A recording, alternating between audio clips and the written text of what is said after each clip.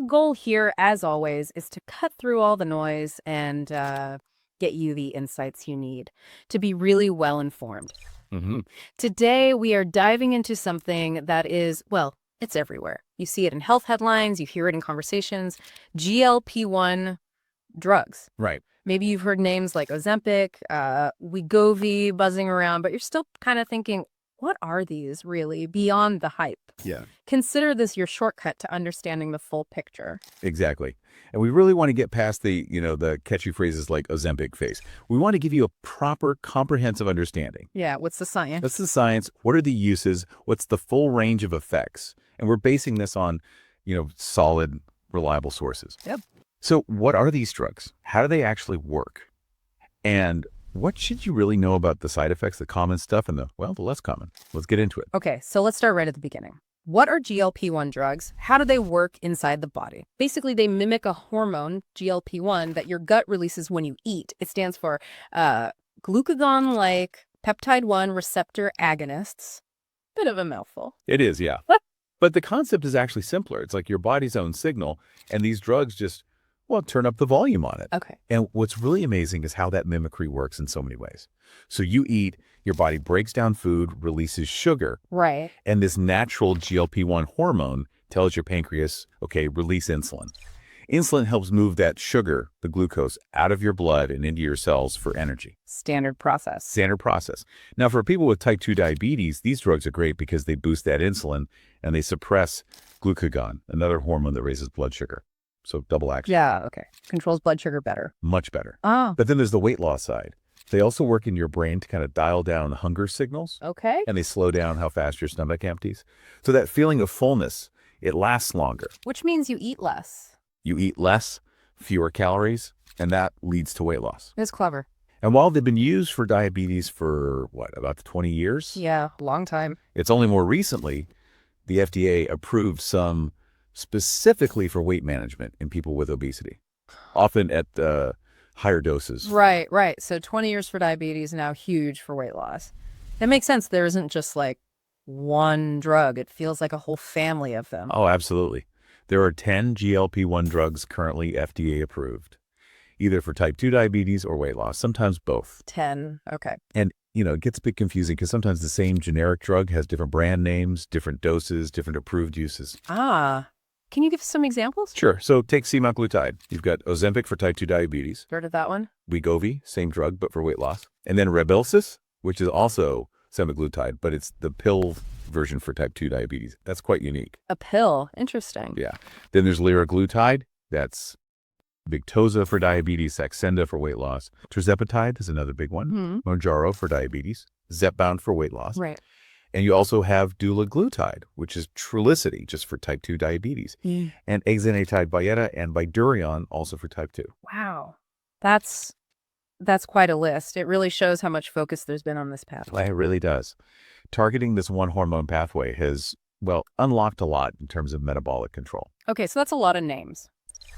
Beyond the brands, what are the practical differences someone should know? What sets them apart day to day? Good question. There are definitely key differences. First, dosages. Like we said, generally higher doses for the weight loss versions. Right. Then how you take them. Most are injections, weekly or daily. Right. But Rybelsus is that daily pill. The pill, yes. Some also have extra benefits, like proven heart protection for people at high risk of heart attack. That's a big deal. Definitely. They're approved for different age groups too. Mm-hmm. All for adults, but some now for kids as well. And maybe most importantly for someone starting out, tolerance. If one drug gives you side effects you can't handle, or it's just not working well. You might be able to switch. Exactly. There's often a chance you could try a different GLP-1 and see if it suits you better. That's really good to know. Having options is key. Okay, so as these have gotten so popular, this term keeps coming up. Ozempic Face. What is that actually about? Is it real? Yes. Ozempic Face. It's definitely caught on, hasn't it? But it's really quite misleading. How so? Well, the name makes it sound like it's a side effect unique to Ozempic or maybe GLP-1s in general, but that's not really it. Okay. The reality is any kind of rapid, significant weight loss can cause these changes in the face. Doesn't matter how you lose the weight, diet, exercise, surgery, or these drugs. So it's the weight loss itself, not the drug. Exactly. It's losing a lot of fat from your face and losing it quickly. That's what causes the visible changes. That's actually a crucial distinction, so often lost in the headlines. So what does it actually look like? What are these changes? Well, when you lose that facial fat, you might see kind of a hollowed out look. Okay. Changes in the size or shape of your lips, cheeks, chin. Wrinkles might become more noticeable or new ones appear. Eyes can look a bit more sunken. And sometimes you see sagging skin, maybe around the jawline or neck, sort of jowls. Right. And it's more noticeable with these drugs just because the weight loss can be faster. Precisely. The speed of the weight loss makes these changes more obvious than if you lost the same amount of weight slowly over a longer time. Got it. And if it's really significant? If it's significant and bothersome, some people do consider things like plastic surgery fillers or procedures to tighten the skin. Okay. So, beyond the face changes, let's talk about other side effects. Because no drug is perfect, right? The most common ones seem to be GI issues. Nausea, vomiting. Yes, that's definitely the most common category. Nausea, vomiting, diarrhea, constipation, they're frequent, especially when starting or increasing the dose. Okay. But are there ways to manage them? Often, yes. There are practical tips. For nausea, avoiding strong smells can help. Maybe eating some crackers, mints, or something ginger-based about half an hour after your dose. Okay, simple stuff. Yeah. For vomiting, the key is really staying hydrated. Drink lots of fluids, and eating smaller, more frequent meals instead of big ones can sometimes help. Right. If it's diarrhea, again, lots of water. Maybe avoid dairy or high-fiber foods for a bit until things settle down. And constipation. Pretty standard advice there. Yeah. Make sure you're getting enough fiber, drinking plenty of water. You know, the usual drill for constipation. It sounds like a lot of it is about adjusting how you eat, almost. It really is. For many people, it's about relearning portion sizes, eating speed. It could be a big adjustment, listening to your body's new signals. Are there general tips to just, avoid the GI stuff in the first place? Yeah, some general things can help. Eating slowly is a big one. Stopping when you feel full, not pushing past it. Right. Smaller portions. Definitely smaller portions. And maybe try not to be super active right after eating. Give your stomach a chance to, do its thing at its new, slower pace. Makes sense. Okay, so those are the common, often manageable things. Yeah. But there are less common, more serious side effects too, right? Yes, and it's really important people are aware of these, even though they're rare. We're talking about things like pancreatitis. Inflammation of the pancreas. Exactly. Causes really bad abdominal pain.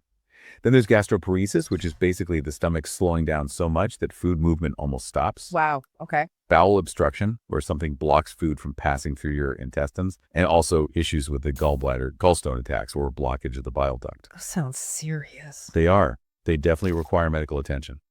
Okay, so that brings us to a crucial point. Mhm. When do you need to call the doctor? Most side effects aren't emergencies, but some clearly are. What are the red flags? Yeah, absolutely critical to know this.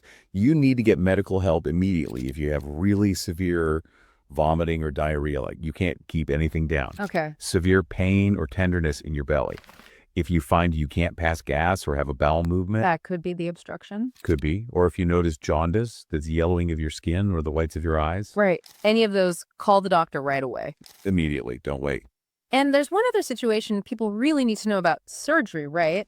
If you're taking these drugs. Yes, this is so important and sometimes overlooked. If you are having any surgery or procedure that needs general anesthesia, You absolutely have to tell your doctor you're on a GLP-1 drug. Why? because, as we've said, these drugs slow down digestion significantly. Your stomach empties much more slowly. So your stomach might not be empty, even if you fasted. Exactly. And if you get anesthesia with food still in your stomach, there's a risk of aspiration, inhaling stomach contents into your lungs.